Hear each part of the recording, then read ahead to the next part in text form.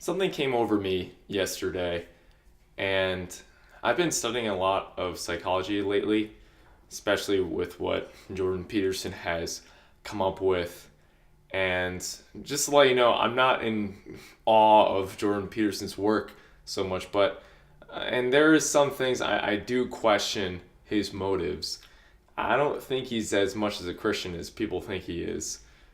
And there are some socialistic policies that he does support. But other than that, there's something that I really like to talk about, which is about chaos and order. And I think this is very interesting because this is something that we do see in our world about chaos, which is unpredictable, is unexpected, is spontaneous, and order, which there is structure, there are layers to it, it's predictable, you could see it, it's clear. And there's some things that I remember what Jordan Peterson said about the left hemisphere and the right hemisphere, and you do see this in our world. And then he explained about the Bible, where in Eden, it's a Garden of Eden, where it's a garden that's a wall protection that Adam and Eve would not go beyond the unknown, the unconscious, right? There's some things that I like that he uses some analogies, but from my understanding of the Bible, and from my understanding thus far with chaos and order and making sense of all this in relation to God, the way he says about Eden is like it's too protective and it doesn't go out to the venture. I would disagree. I would disagree that, and I think in his point, it's like with Eden, there's so much order, and outside of it is so much chaos. I would disagree. I think Eden is the balance of chaos and order, and that's something that Adam and Eve has lost. So again, what is chaos and order? So chaos is basically unpredictable, is unexpected, is spontaneous. And order is that there is structure, there's layers, it's clear. So I want to relate this to God. And I'm trying to speak in a secular world point of view for people in the secular world to understand where I'm coming from. Because I would use other words instead, but it's kind of interesting to use these words that psychologists would use. And I want to actually translate that to people who may be listening. But in understanding chaos and order, we have to understand where it originates. And, for God, since God is the creator of the whole universe, of the whole world, not only of our physical realm here in this universe, but also in other dimensions and such, what we religious people would call it the spirit world, right? Would call heaven. So chaos and order has to originate somewhere. So it would originate within God himself. God is the ultimate reality of everything because he is the creator. He is, since he is the creator, then anything that he says, if he says this is right, it's right. If he says this is wrong, this is wrong. If he says this is what's good, it's good. If he says this isn't what's good, then that's not what's good. It doesn't matter what we think necessarily. We all have to, as people of free agents, free will, have to align with the original being who has the original free will, and thus create everything. So chaos and order has to originate within God. And this is something that I remember, again, what Jordan Peterson said and other psychologists would say, that which I would agree. Chaos and order, you can't have all chaos and no order, and you can't have all order without chaos. There has to be a balance. But here's the thing, within the balance of chaos and order, one of them has to be primary and one of them has to be secondary. So just like in a relationship with anything, like a leader or a follower, a teacher and a student, a citizen and a government official, a coach and the players on the team, even though there has to be a balance, there also has to be something that is leading forth, something that is stronger in essence. So God is the originator of chaos and order. But what God within himself, what is he primarily? I would believe that God would primarily be that of chaos. And through his creation of what he's created, and I would believe that, God's a person, so God also had to learn when he's created, because he does have a desire, and you do see within his creation that creation does develop. And what we see in Romans chapter 1 verse 20, that the things that we do see here in creation, we can relate it with the invisible God, that things grow. So I would assume that God has also grew within himself of his learning and his knowledge before he, or even during him creating things, before he got to humankind, right? Adam and Eve. But the thing is, God himself would primarily be chaos. And I talked to some people about this, and some people thought that he would primarily be order. But I would say primarily chaos, because God is love. And that's very clear in the Bible, that God is love. And then describing what love is, that love is kind, love is not boastful, love is not jealous, love is generous. That love, in a way, is spontaneous. Love, in a way, appears to be random. I don't believe in randomness, but it appears to be random. To love your own child, even if he is crazy, even if he's doing such criminal acts that a parent can't help but still love that child, even though it just doesn't make sense why you would love a child that would do such evil things. The examples like that. What other realms, if we think about God, God's also a free agent. He also has free will within himself. So freedom is also, in a way, part of chaos. And what else? God has feelings too. Feelings appear to be random. So feelings, in a way, could be very chaotic, right? So especially with us human beings, in which we are the image of God, that we too have feelings that sometimes we don't know where it's coming from. Sometimes we do know where it's coming from, but we can't really control the result, the cause of our feelings, right? If anything, we can have control of our attitude and to direct our feelings somewhere else, right? But anyway, so my point is that God is primarily chaos. And then within that chaos, when he creates what the result of that would be like beauty, truth, and goodness. And especially beauty and goodness. This is creating some type of an order from that chaotic nature that God has. But especially with truth is definitely straight up order. It's straight up order. But it's making sense of the chaotic nature that God has, right? Which is natural, which is good. It's purely good of what God has. So I think God himself also had to understand who he is through him creating. Especially when if God is the artist, he is the poet. So when he creates things with a brush, that we get to see who God is, right? When an artist gets to create, before he created, it's all kind of chaotic. There's even for me making this video, it's like I don't know where to start and whatever. But finally, when I'm speaking, I'm creating structure and creating order, right? So that's the thing. When God finally creates beauty, there's an order that we start to see that was within his internal nature. I hope that makes sense. So, but that's the thing, is that order came from that chaotic nature. And again, they're both in balance. I think, again, so since we are the image of God, that we all of us ultimately are primarily chaotic beings. But secondary, we express through order, right? Of creation. That's part of the other thing with the chaotic nature too, is that it's creativity too.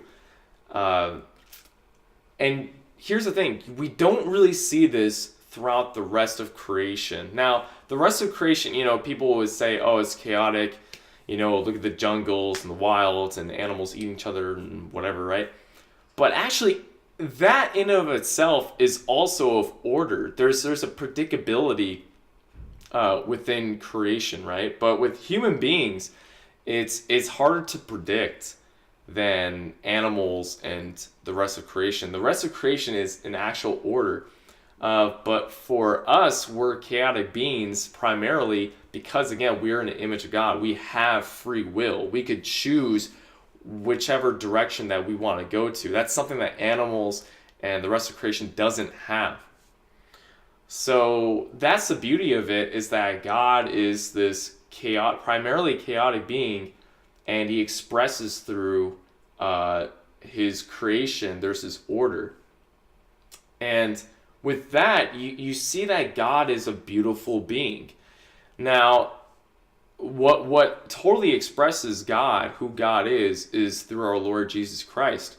That God is a man, and he has these dual characteristics of internal nature and external form, and distinctively expressed through his Son, Jesus Christ.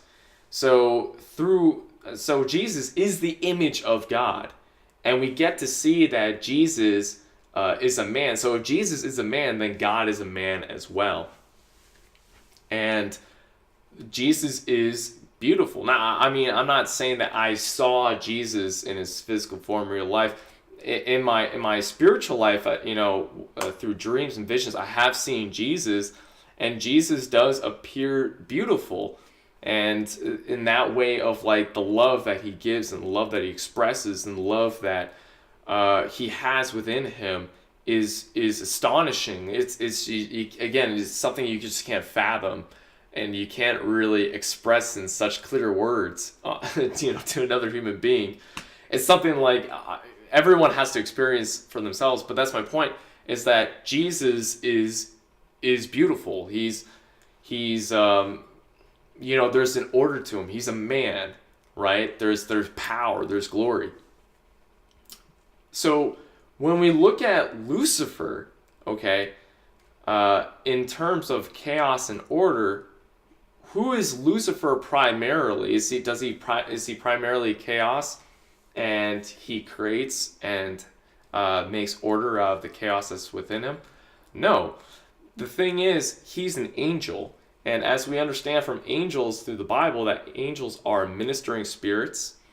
Ever since they were created, they automatically are directly under God and have to follow God's orders, right? So primarily, Lucifer's nature was that of order. If anything, actually, purely his nature is that of order.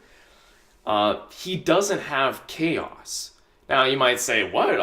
Well, look at hell, and look at what Satan's trying to do in this world. It's so chaotic. And just wait for me. There's a point to this. And that's the thing. When he was created, he was born to follow God's orders to the rest of his eternal life. As opposed to human beings, when we're born, especially if you're a parent out there, that you could see through your own child, or if you could remember in your childhood, you could see with children, there's not a lot of order to them. They're practically pure chaos, and they need to be guided through order, right? Okay, you gotta learn your manners, you gotta learn how to eat. You can't just eat candy all the time, otherwise you're gonna get a tummy ache. Right, so there's this order that children do need to learn, but primarily, right, their nature is that of chaos, which all of us have been through. We don't grow up being perfect and such, right? If humans were left to their own devices without God, eventually we would kind of go to hell in that way, right? Because purely, again, we are that of chaos, and we're so unique compared to the rest of creation. Because of that free will factor that is a part of chaos. Right, so now the thing is, what's interesting is that people would say that angels do have free will, and it's expressed because because angels, especially with Lucifer, that he chose to go in the unprincipled path. He chose to do evil, which is a lack of goodness. And I would disagree. I would disagree that angels have free will. And I don't know, maybe it might be more of an intuition on my part, but it's ever since Adam and Eve came to being, and ever since God told them not to eat of the fruit of the tree of knowledge of good and evil, I think that's when Lucifer, out of this type of nature that he has, that God already instilled in him, that he couldn't force his way to Adam and change Adam's mind about things. Right? He couldn't go by force, but he did it through deception. Again, because he's an angel of order, so when he's seeing these, you could say these monkeys that are roaming around in creation, who are probably making some mistakes here and there. Not sins, but like maybe mistakes. Maybe instead of wiping your butt with a leaf, they're wiping their butt with like their hands and they're licking the poop or something like that. It's just like, oh my gosh, these are so stupid monkeys. Really? Like God's giving all creation to these things? Like, So again, with Lucifer, a being that's purely of order doesn't compute. So out of that nature of him wanting order, it's like he tried, but he knows the principle. He knows that he can't force his way to Adam and Eve. So again, he uses deception. He tricks first Eve, and then Eve eventually translated that to dominate Adam, in which they thus ate the fruit of the tree of knowledge of good and evil. With Adam and Eve, maybe I should have made a whole nother video about this. It's that Lucifer only attained free will when he had give and take with Adam and Eve, and he sucked in the power, the energy of God's children, and thus that's when he's finally getting free will. And that's the whole process of Lucifer trying to become God, in which I think I'll make another video of Lucifer isn't trying to be God as far as, part of the Godhead. It's not like he's trying to be God the Father per se and overthrow God the Father, but more so that he's trying to overthrow God the Son.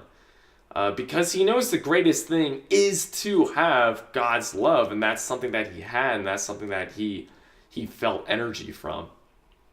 But anywho, so when we look at Lucifer, again, he's primarily a being of order. He's purely a being of order. So when we get to see, again, when you compare Jesus, who is the image of God, there's order and there's beauty and there's truth and there's goodness within Jesus Christ.